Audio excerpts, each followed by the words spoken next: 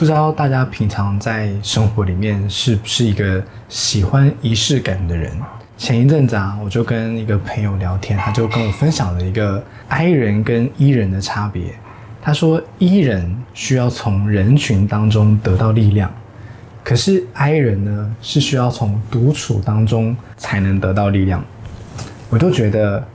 果然我真的是一个 I 人，我非常需要从独处里面得到力量，而其中尤其是在仪式感的生活里面，最能够让我觉得得到生活当中的力量跟生活当中的释放。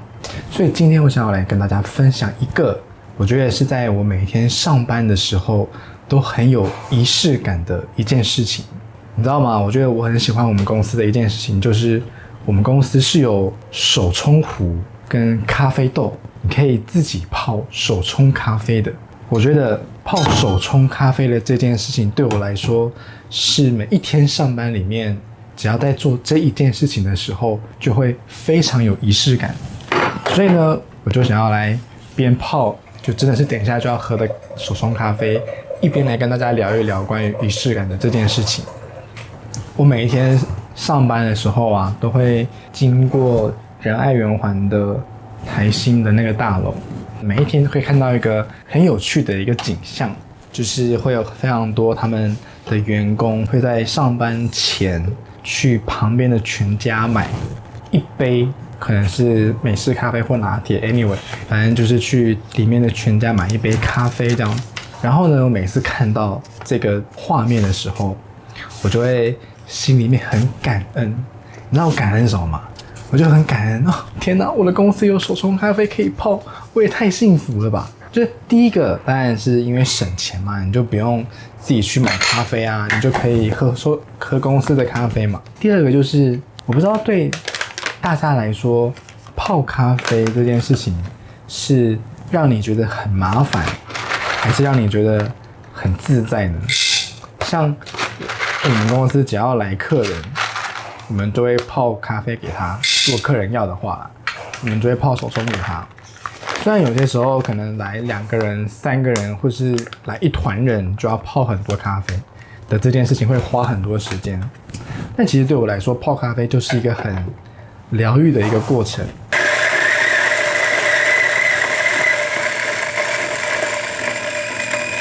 有几个原因，第一个是因为在泡咖啡的时候啊，你已经很熟悉了泡咖啡的这件事情，所以其实是不用动脑的。但是在不用动脑的这可能8到15分钟里面，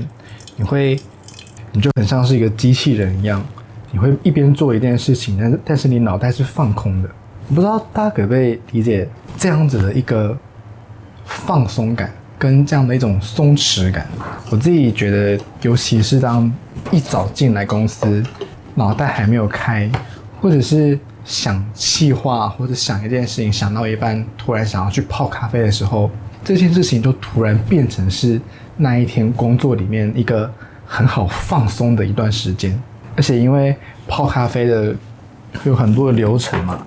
以我这个比较不专业的人，大概也知道，你就会要有可能洗滤纸，你要磨咖啡豆，像我刚刚在磨咖啡豆嘛，然后像现在又要煮水，要煮完水，咖啡豆放进去，有焖蒸、冲泡等等，这个过程，它是一个很安静的一个状态，那就是一个很享受在一个人的世界里面的一件事情。我觉得这就跟刚刚讲的那个 I 人很像，就是 I 人就很需要一个自己独处的一个时候。可是我觉得独处又不是要你真的在你的座位上发呆，然后你不做任何事。我觉得那个不叫独处，那个就叫做发呆，那个不是独处。我觉得独处呢，就好像是你正在做一件事情，然后那一件事情会让你有一点点身体上或是心理上的一种收获，但是那个收获又很轻松得到。所以呢，泡咖啡这件事情就变成是我现在生活当中一个非常好的一个零碎时间。但是因为其实一开始在想要拍这个的时候，我就在想说现在会泡手冲的人这么多我在这边根本就是一个超级业余的，比如像煮水要煮几度啊，对不对？可能有些人就很有讲究，比如说浅焙、中焙、深焙要煮几度比较适合。可是我后来想一想，煮咖啡难道就只有咖啡师可以煮咖啡吗？我们这些市井小民也可以冲啊，好不好？我们也可以冲啊。所以呢，我就想说，可以跟大家分享这件事情。我一开始在喝手冲咖啡的时候，我其实蛮吓到的，因为我以前在未接触手冲咖啡之前，我是很讨厌喝美式咖啡的。以前对我来说，手冲咖啡就等于美式咖啡，就没有奶嘛。我很讨厌那个美式的苦味，我就觉得手冲就没有奶一样会很苦啊。这样，我刚刚有把血滤纸的水倒掉吗？好，反正后来呢，我刚刚要讲的就是我后来就喝手冲，喝了手冲自己泡了几次之后，就发现原来手冲跟美式不一样，原来手冲那个苦味会非常的低，取而代之的是手冲通常会有一些看你什么豆子嘛，就会有一些果香啊或者是花香的味道。当我喝到了那个的时候，手冲的味道是我喜欢的这样子。结果后来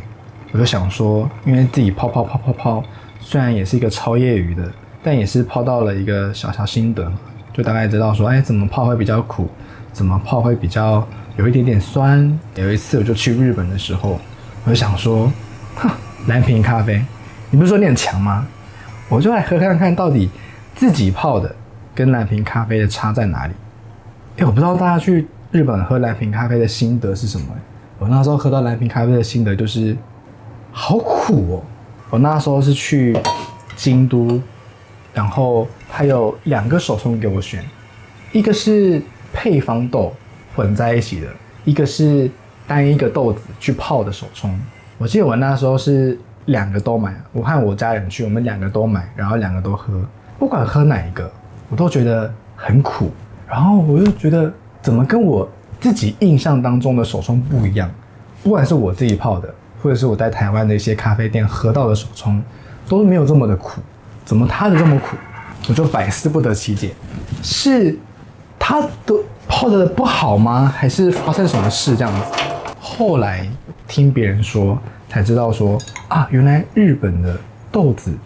跟台湾比较，日本很常用深焙的豆子，那台湾就比较会用浅焙或中焙来做手冲嘛。那个是我人生第一次亲口体会到什么叫做浅焙、中焙跟深焙的差别。因为台湾都会问你说，你喜欢喝浅焙、中焙、深焙哪一个？其实跟没喝过都不知道哪个是什么。可是那一次喝了之后就发现，原来浅焙是这个味道，然后日本的深焙是这个味道，